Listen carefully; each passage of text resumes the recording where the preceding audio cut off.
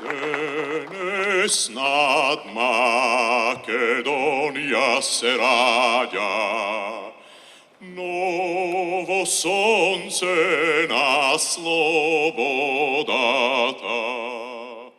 Освен политичка и економска, подлабоката битка која води државата е за човековиот дух. Ова е пораката на премиерот Христијан Мицкоски од Пелинце на одбележувањето на Илинден. Реторички праша дали омразата ќе стане посилна од љубовта кон татковината.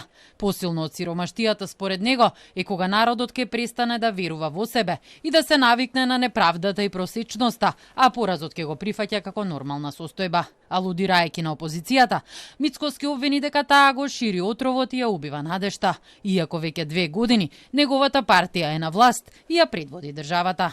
Нашата најголема задача не е само да управуваме со институциите. Нашата задача е да изградиме доверба. Чувство дека оваа држава повторно му припаѓа на народот. Законите да важат подеднакво за сите. Дека честниот човек нема да биде последен, а трудот ќе биде награден. Дека знаењето ќе биде почитувано. Дека младите нема да бидат принудени да ја бараат својата иднина далеко од домот, туку ќе ја гледаат токму овде, дома. Лидерот на СДСМ Венко Филипче во обраќањето од Крушево порача дека денешната борба е за достоинствен живот, правда, владење на правото и европска иднина на Македонија. Сеќавањето на Илинден има вистинска вредност само ако ни служи да градиме подобра иднина. Затоа ние се бориме за Македонија во која владее правото, а не партискиот интерес. За Македонија во која има чиста вода, достоинствени плати и перспектива за младите. За Македонија, која е дел од европското семејство, слободна, демократска и просперитетна. Од ДУИ пак предупредуваат дека државата се повеќе се оддалечува од духот во Крушево, кога заеднички се градела иднината на државата и албанците се повеќе се маргинализираат во државните институции во процесите на одлучување што ја определуваат иднината на државата.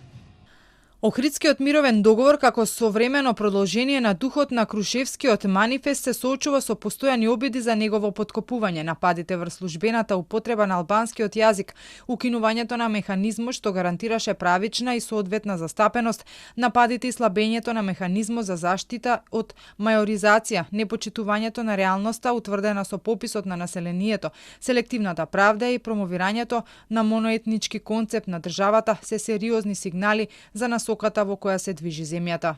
Од ДУИ упатја критика и до албанскиот блок во власта дека таквите политики се овозможуваат со поддршка на дел од нивни представници.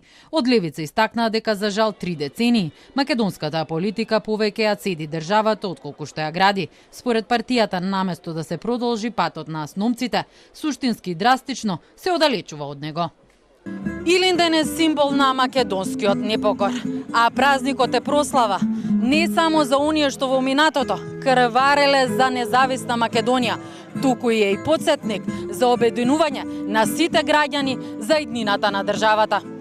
Партиите и на власти во опозицијата и оваа година, како и во минатото, повикаа на обединување, но најгласни им беа обвинувањата и критиките. Кој е виновен за тоа во каква состојба е денес државата? Дали е онаа што ја сонува илинденците и државотворците од Асном?